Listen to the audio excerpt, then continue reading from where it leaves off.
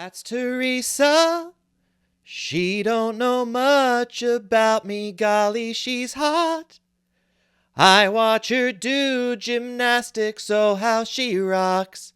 in spandex and socks.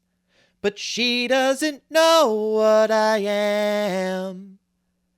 'cause she's never seen me in the moonlight. But I'm just a teenage wolfman, baby. I'm just a teenage wolfman, baby. Listen to Warren Zevon, baby, with me. Ooh.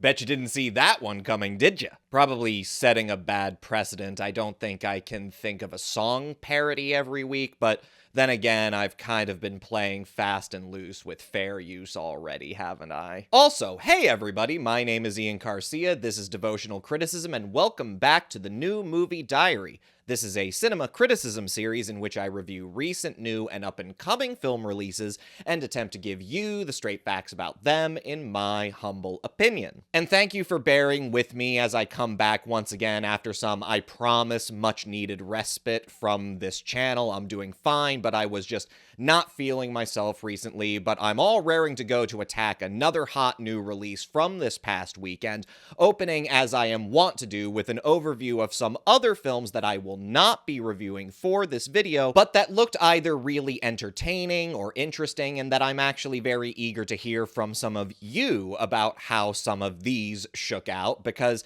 in as much as I'm gonna continue to try on this channel to balance major releases with more off the beaten path movies, I'm gonna need some hard-bitten followers to call me out when I'm caught sleeping at the wheel on something really special or worth talking about, frankly. Listing them off right away, starting with probably the other top-line mainstream release for this week, One of Them Days, written by Sarita Singleton and directed by Lawrence Lamont. I'm always a bit reticent about these kind of bad girl buddy comedies. It seems like ever since Bridesmaids, every once in a while Hollywood keeps trying to take a bite at this apple of making a more female-centric version of the kind of crazy, wild, or gross-out movies that is traditionally seen as more the purview of guys, because it always feels a little try-hard and phony at times, because low-key, so many of them feel like some variation of a glamour influencer campaign where any interest in the comedy is pretty cynical and secondary, like,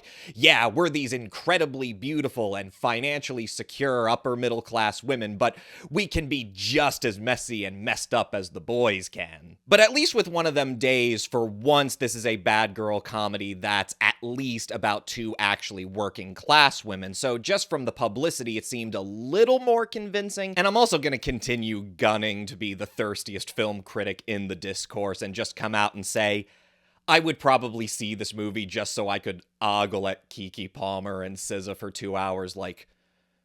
good lord, those women are beautiful. On the artsier side of things, we have Walter Saez's latest drama, I'm Still Here, started its limited release rollout this Thursday. We also saw the digital exclusive release of Under the Crystal Sky, which is coming from an independent filmmaker, Matt Hartley. This is a really interesting looking science fiction movie that actually focuses on indigenous characters and is set in the American Southwest in the 1800s, so I obviously had my interest piqued by it as a fan of sci-fi, but also a fan of low-budget and independent films that take a out-of-left-field decision in terms of focusing that narrative on a character or a group of characters who are not typically represented in terms of traditional fantasy genres. And last but not least, there was a real surprise when it came to smaller films getting wider distribution at the Main Street multiplexes. Grand Theft Hamlet. This is an expansion by filmmakers Sam Crane and Penny Grills of a short film that Sam Crane had produced in 2022 during the COVID-19 lockdowns, where he and some co-conspirators attempted to do a staging of William Shakespeare's play Hamlet inside the virtual space of the Rockstar video game Grand Theft Auto. I'm most definitely going to have to catch up with that one at the earliest opportunity, and I encourage as many people out there as possible to see it while it still is in theaters, and again, tell me about it. Did it live up to the hype? But no, this week I went to see Wolfman. This is the second official reboot of the classic Universal monster movie, The Wolfman from 1941. This latest version is directed by Lee Winnell, co-written by Winnell and Corbett Tuck, and stars Christopher Abbott, Julia Garner, and Matilda Firth as Blake, Charlotte, and Ginger Lovell, a metropolitan family that makes a spontaneous return to the father's roots in the remote scenic mountains of Oregon following the passing of his estranged father, only for them to all run afoul of the titular monster. The family manages to take refuge in the late Lovell's dilapidated home, but as many of you already know from the trailers, Blake, the dad, is slashed by the monster and infected with lycanthropy, and slowly begins to transform into a wolf man himself. Now, obviously, anybody who has seen the original Wolfman is going to be able to tell you that as far as a reboot of any ostensive franchise, despite being officially, titularly a remake, this is about as far from a remake as you can get. Universal had previously officially remade The Wolfman all the way back in 2010, which was itself a critical and financial disappointment. And then in 2014, you saw the studio really quite desperately and incompetently chasing after this cockamamie idea of rebooting their classic roster of iconic monsters from Dracula to the Mummy to the Wolfman itself as a Marvel Cinematic Universe-style franchise of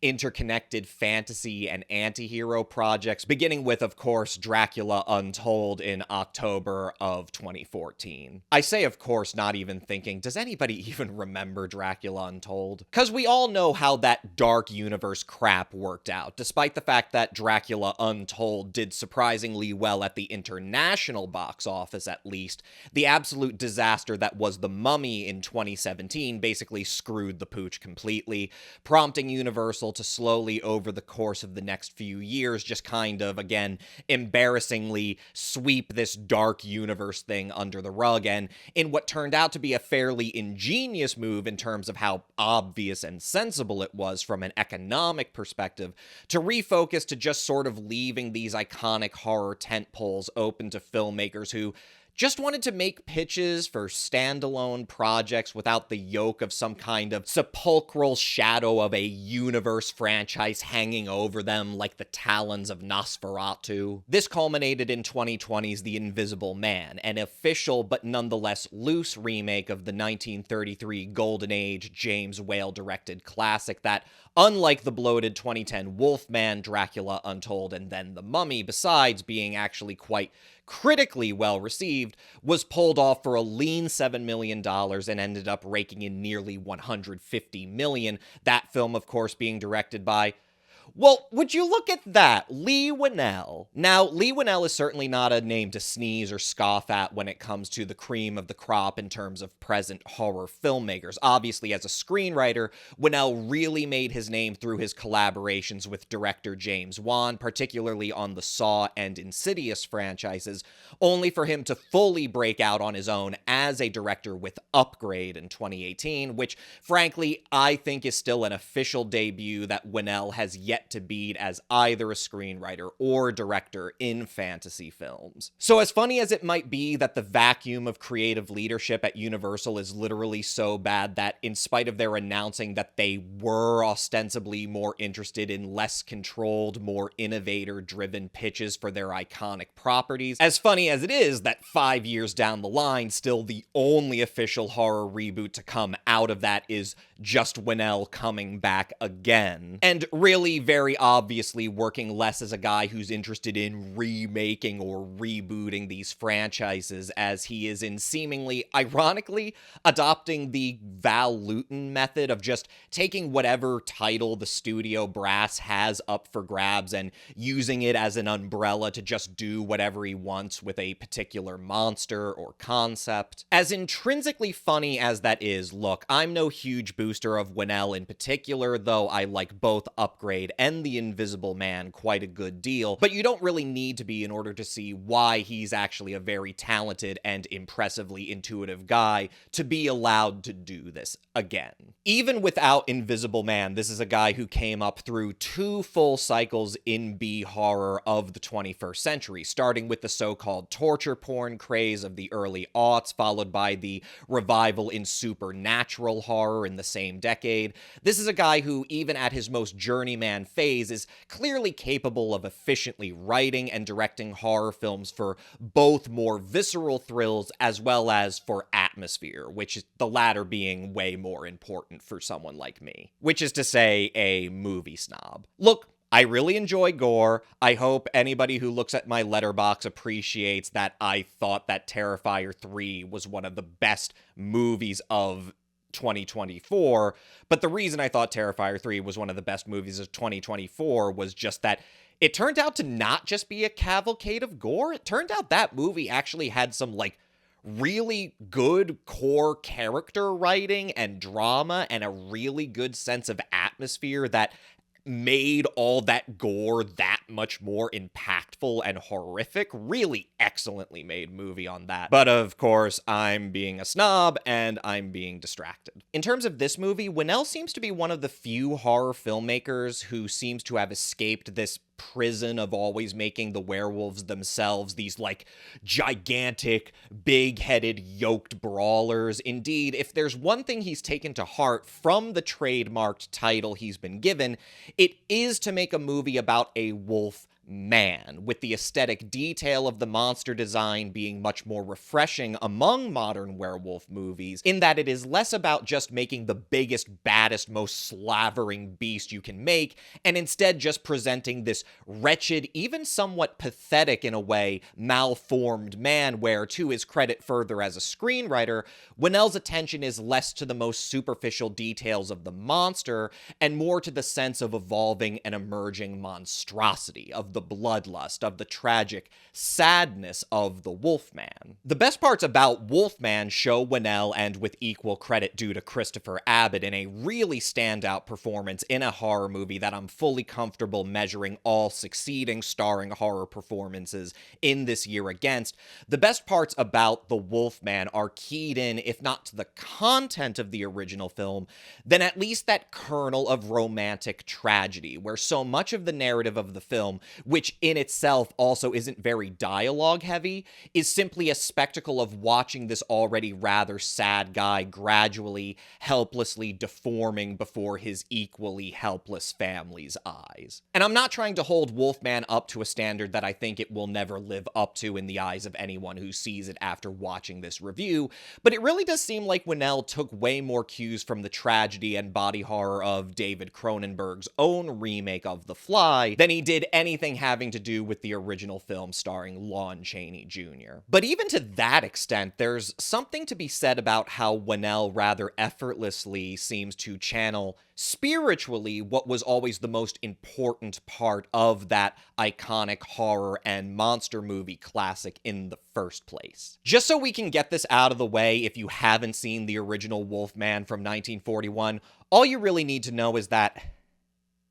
it's just not a terribly good film, in large part due to the fact that basically any sense of atmosphere and dread that the movie is able to build up before we see Chaney finally transform into the Wolfman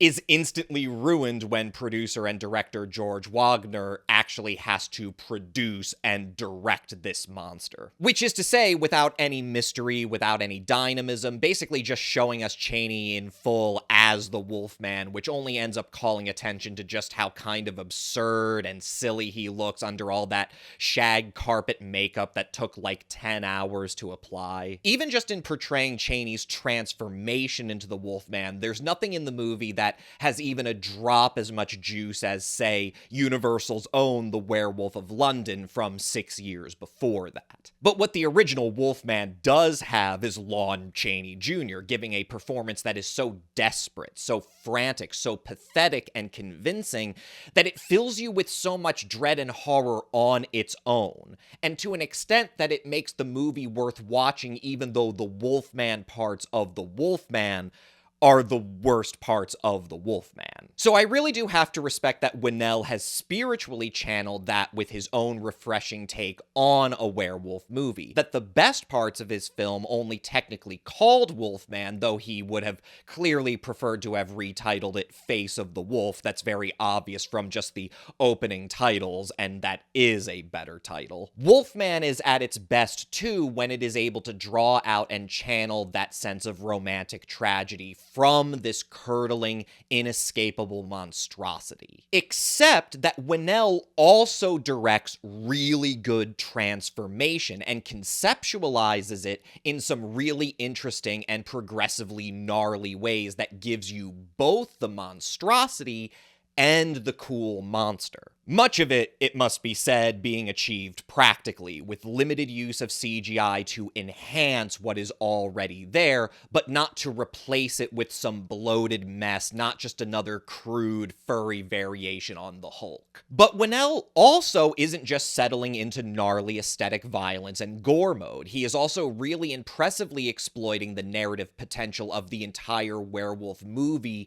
being one long transformation that doesn't just pertain to us being on the outside looking upon Abbott as he degenerates into this monstrosity, but also sees Winnell pulling on his talents more with supernatural horror atmosphere, with some of the most stunning parts of Wolfman being when the camera literally dollies around from the normative perspective of Blake's wife Charlotte to his own perspective, where we really get this sense of how vast the chasm is growing between the world of humanity and the nightmare of monstrosity in which he is now doomed to be interred forever. Even for someone as snobbish and cynical as me, who, just full disclosure, I really do have a hard time not comparing this movie called Wolfman to The Wolfman, a movie I readily admit is not very good, but has enough in it that still keeps it a fairly profound, powerful, emotional experience for me. Even if I don't rank it nearly as highly as either a lot of the Golden Age American horror films or even several of the successive horror films and monster flicks of the 1940s, even for someone like me, I can admit that there is a lot to like and appreciate about Winnell's take on a werewolf.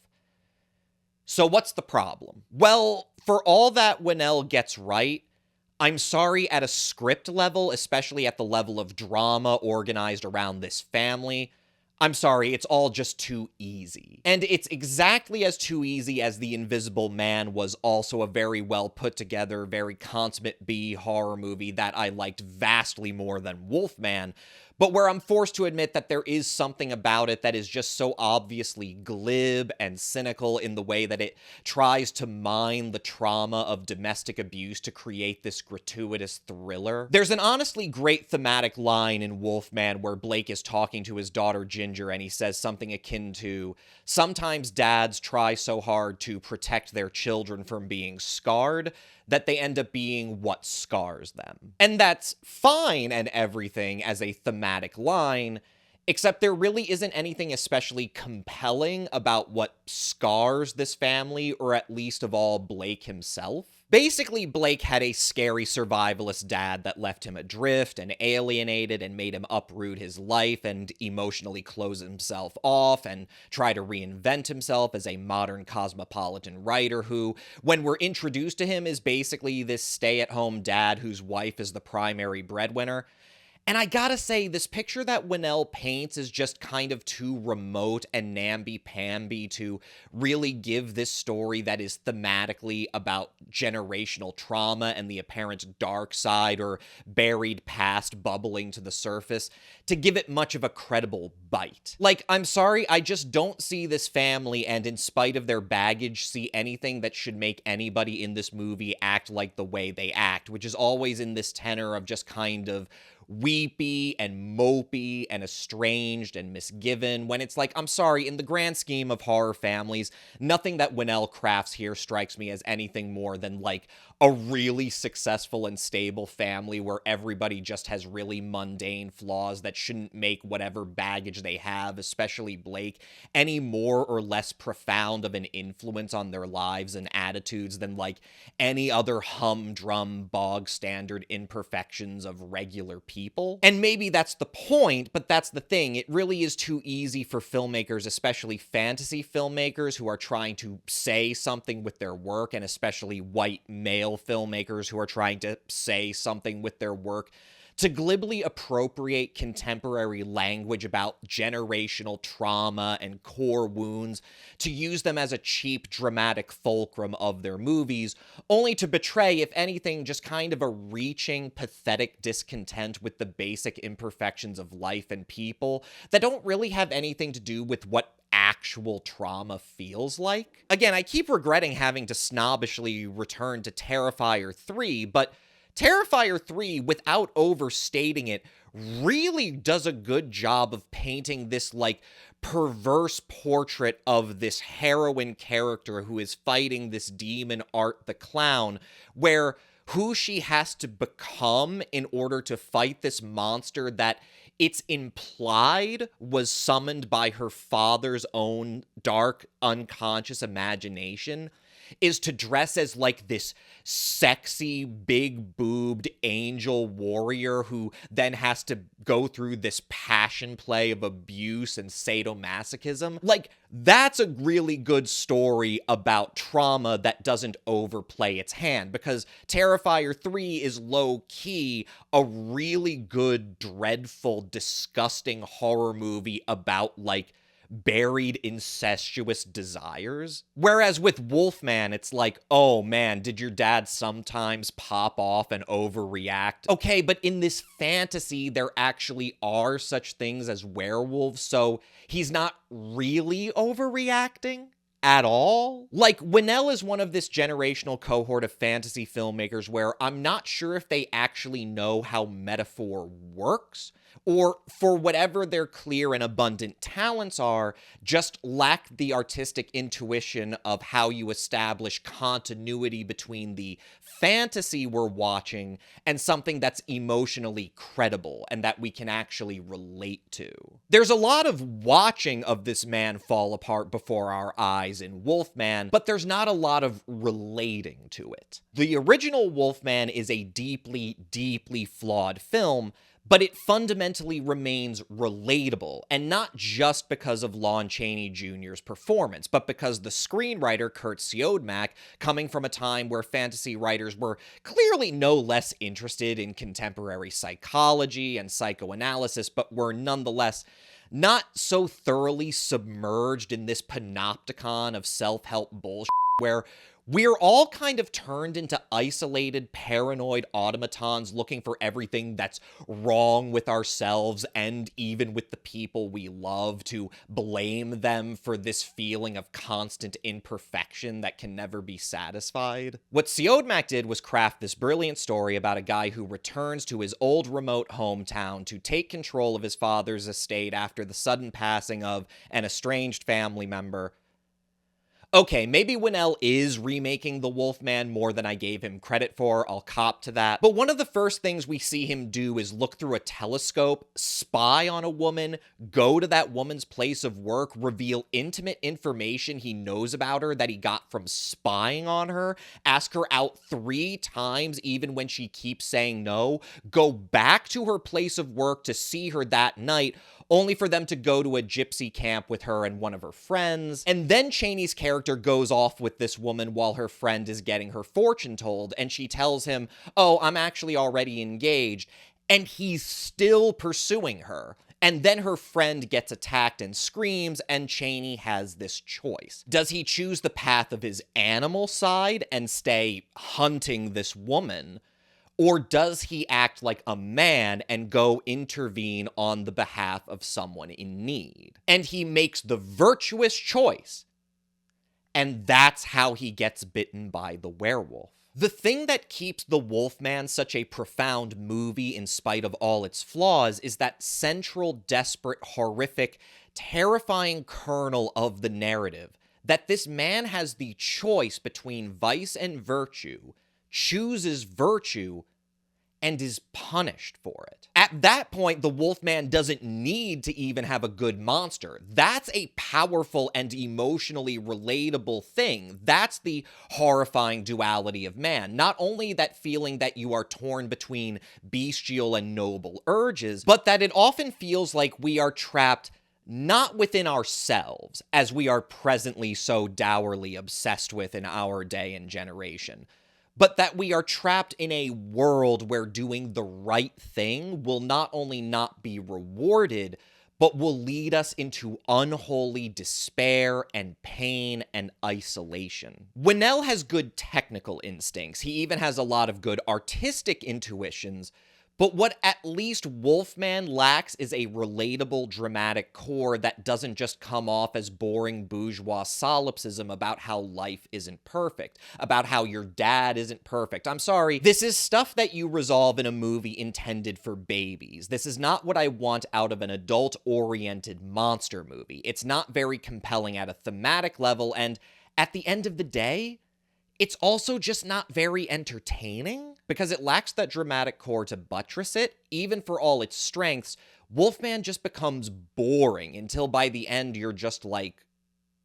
that's it? I'm giving Wolfman a unfortunate 2.5 out of 5. With that, I'm packing it in. Thank you for sticking through this review. Please sound off in the comments. What did I get right? What did I get wrong? Like, subscribe, bell, yada yada. My name is Ian Garcia. This is Devotional Criticism, and this was the new movie diary. I'm going to catch you guys next time.